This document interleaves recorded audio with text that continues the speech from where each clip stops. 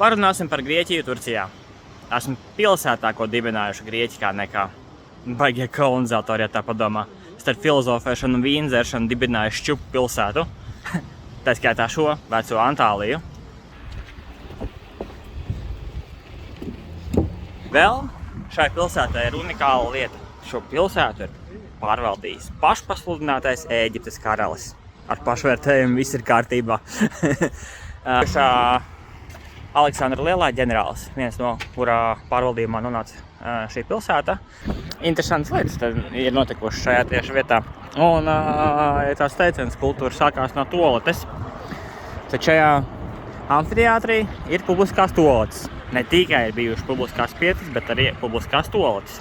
Tad šajās publiskajās toaletēs parasti sēdēja ilgi, ļoti ilgi, un pļāpāja par dažādām lietām, politiskām, filozofiskām. Visi gudrākie prāti pulcējās tieši šajā amfiteātrī uz publiskajām toaletēm, lai apspriestu savas idejas, nākotnes skatus. Publiska vieta. Kultūra sākās no toaletes. Protams, ka normāli ceļi nav domāti priekš mums. Mums vienmēr viss ir jāsarežģī. Bet nekur normāls ceļš. Šis ir kaut kāds tāds. Tā, un ja kāds nesac, kad antīkojos, un ja kāds netic, kad antīkajos laikos bija elektrība, kur ir pierādījums. Redzat? Viss ir.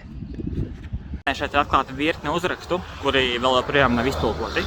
Kas tur ir rakstīts, par ko ir rakstīts? Mistērija.